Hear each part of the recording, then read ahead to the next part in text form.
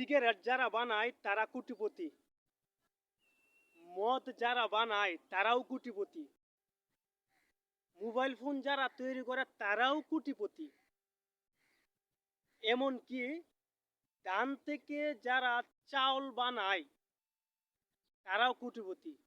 কিন্তু আফসোসের বিষয় এটা হলো গিয়ে, যারা ধান চাষ করে ফসল উৎপাদন করে এরা কৃষক, এরাই গরিব। আর এই জন্যই আমাদের বাংলাদেশে এখন এত হাহাকার, এত ঝামেলা, এত দাঙ্গামা। যদি তাদের ন্যায্য মূল্যটুকু পাওয়া হতো কিংবা তাদেরকে সম্মান করা হতো, তাহলে শুধু কৃষক না, কৃষকের মতো এরকম সবাই যদি তার ন্যায্য মূল্য পেত, তাহলে দেশটা আরো সোনার হরিণের মতো উন্নতির দিকে দাবিয়ে যেত।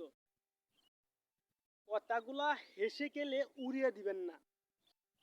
হয়তো আপনি একটা চাকরি করেন, 30,000 টাকা ইনকাম করেন, 40,000 টাকা ইনকাম করেন, দিব্যি হেসে গেলে দিনগুলা পার করতেছেন।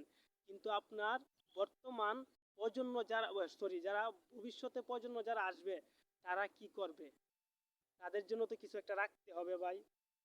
আর ধরে নেন আপনি চাকরি একদিন চলে গেল, আপনি কোনো চাকরি পাচ্ছেন না, তখন আপনার অবস্থাটা কি হবে? এখন চাকরি পাওয়াটা কতটুকু কষ্ট তো জানেন।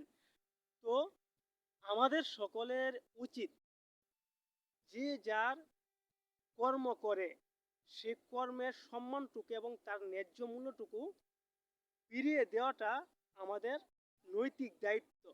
আর যখন এই শ্রমের টাকাটা কেউ মেরে খায় বড় চেয়ারে বসে ক্ষমতার জুড়ে, তাহলে মনে করবেন যে দেশটা মগের মূল্যকে চলে গেছে। আর এখনই বর্তমানে এইগুলা হইতেছে।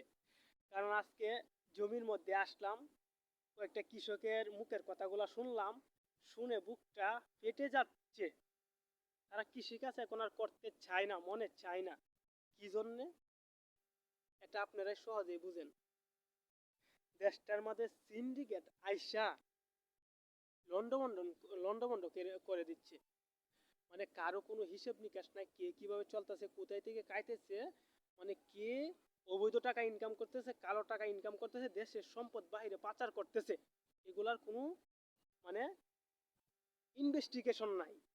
আর যদি ইনভেস্টিগেশন থাকতো, প্রত্যেক পদে হিসেব মানে জবাবদিহিতা থাকতো, তাহলে দেখতেন দেশটা আউট কান্ট্রির মতো হয়ে যেত, আমেরিকার মতন, জাপানের মতো, চীনের মতন। আমরা তাদের আর গোলামি করতে হতো না। তো জানি না আমার কথাগুলা কার কতটুকু ভালো লেগেছে। মানে সত্য কথা তিতা, এটা ভালো লাগবে না এটা আমি জানি। তারপরেও লিগেল কথা বলতে হয়, যেহেতু আমি একজন কৃষকের সন্তান, আল্লাহ পাক মাথায় জ্ঞান দিছে, পড়াশোনা করছি, এইগুলা বিষয়ে কথা বলাটা আমার নৈতিক দায়িত্ব। এর জন্য যতই জর্তুপান আসক বলমু। হ্যাঁ, দুনিয়াটা কয়দিনের, একদিন তো মরতে হবে। তো বিড়ালের মতো মিউ মিউ করে 100 বছর বাঁচার চেয়ে সিংহের মতন গর্জন দিয়ে একদিন বাঁচা অনেক উত্তম। কথাটা মাথায় সেট আপ করে নেন। আর কিছু বলার নেই ভাই। সকলে নিজের জায়গা থেকে সচেতন হয়ে যায়, তাহলে দেখবেন সব ঠিক হয়ে যাবে। আমার কথাগুলো ভালো লাগলে আমার ইউটিউব চ্যানেল সৈয়দ রাসেল আহমেদ, বাংলাতে লিখবেন, ইউটিউবে গিয়ে সৈয়দ রাসেল আহমেদ সাবস্ক্রাইব করবেন চ্যানেলটা, এবং লাইক কমেন্ট করবেন।